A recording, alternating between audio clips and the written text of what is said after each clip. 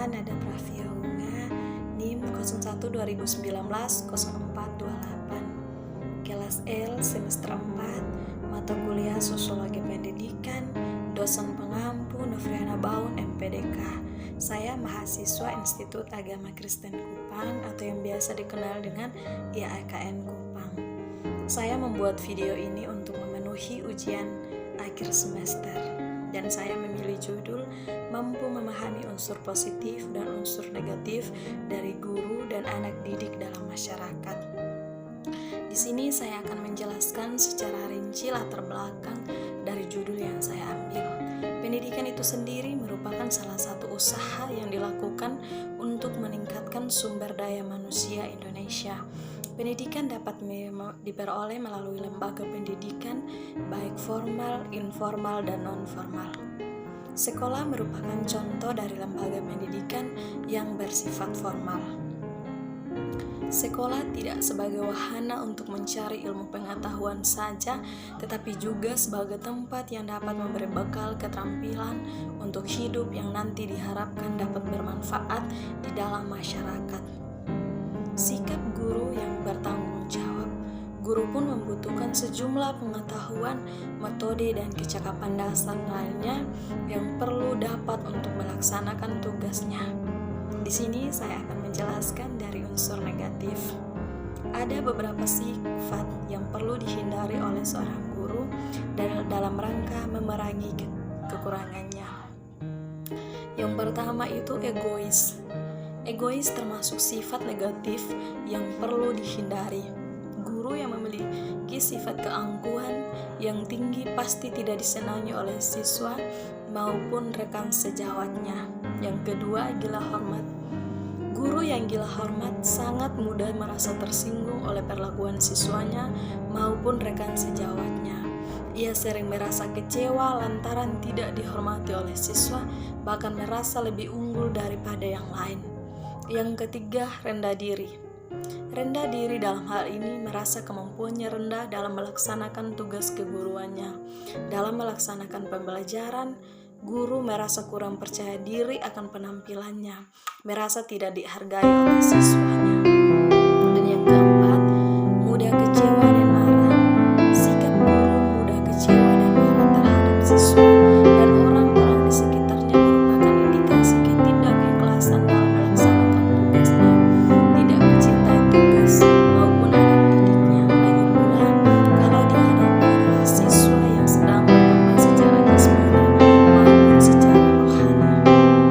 Guru yang memiliki kebiasaan buruk semacam ini, padahal kalau ia mau mengintrospeksi dirinya sendiri, belum tentu ia lebih baik daripada yang tidak ia sukai. Bisa jadi ini memiliki masalah besar dalam keluarganya, misalnya tidak akur suami istri atau pasangannya terlilit kasus yang lain. Masih banyak lagi kebiasaan buruk yang masih kita temukan pada sosok seorang guru. Sebuah tulisan ini merupakan bahan untuk kita mengintrospeksi diri kita semua, khususnya jika kita berprofesi sebagai guru, untuk bisa menghindari kebiasaan-kebiasaan buruk guna terciptanya proses pendidikan yang lebih baik. Secara etimologi, peserta didik adalah anak didik yang mendapat pelajaran ilmu, dan secara terminologi, peserta didik adalah anak didik atau individu yang mengalami perubahan, perkembangan, sehingga masih memerlukan bimbingan dan arahan dalam membentuk kepribadian serta berbagai bagian dari struktural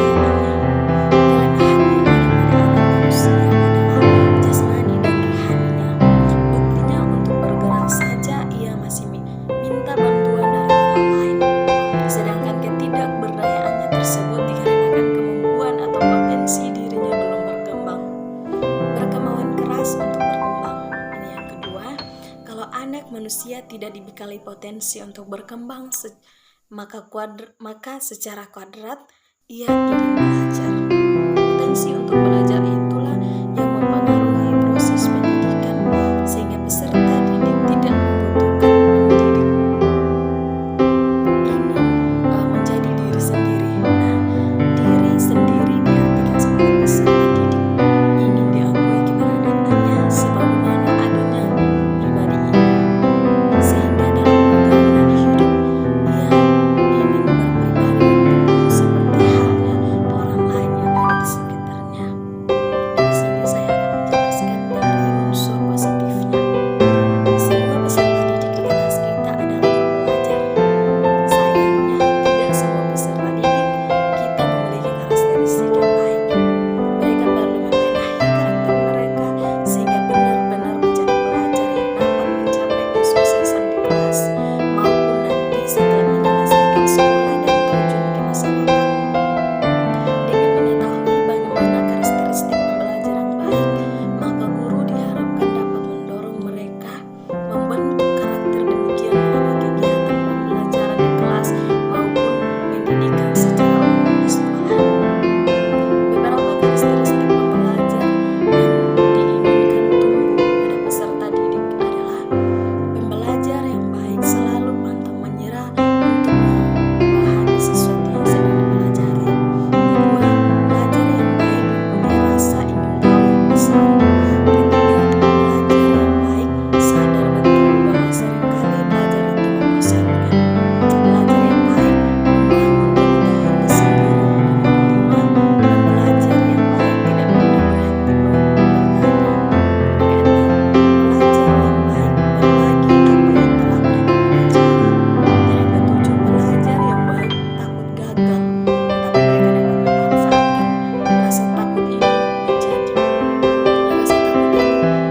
unsur negatif dan mereka menjadikan suatu komitmen yang mereka bisa. Di sini unsur negatif. Yang pertama, faktor penyebab perilaku negatif siswa kurangnya perhatian dari orang tua. Seringkali orang tua yang sibuk bekerja sehingga siswa tidak dapat diperhatikan dan pengawasan yang lebih. Karena sama-sama sibuk bekerja, siswa menjadi kurang terurus dan terabaikan. Yang kedua, perceraian orang tua. Masalah yang ada dalam keluarga bisa jadi penyebab siswa mempunyai perilaku negatif. Siswa mencari kesenangan sehingga melampiaskan kepada temannya. Dampak perceraian dari orang tua bisa mengakibatkan siswa menjadi stres dan hasil belajar menjadi turun. Dan yang ketiga, faktor ekonomi. Nah, dari faktor ekonomi yang kurang bisa mempengaruhi siswa mempunyai perilaku negatif. Orang tua yang sibuk bekerja dan sering tidak cocok keluarga karena kebutuhan ekonominya kurang sehingga kebutuhan siswa tidak bisa dipenuhi.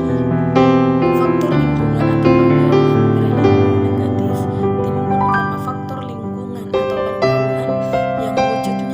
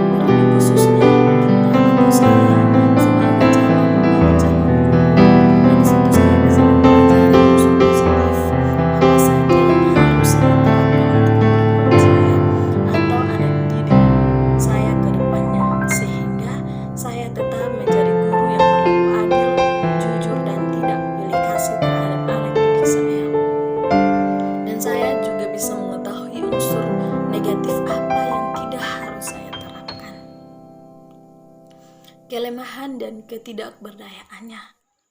Kelemahan yang ada pada anak manusia adalah jasmani dan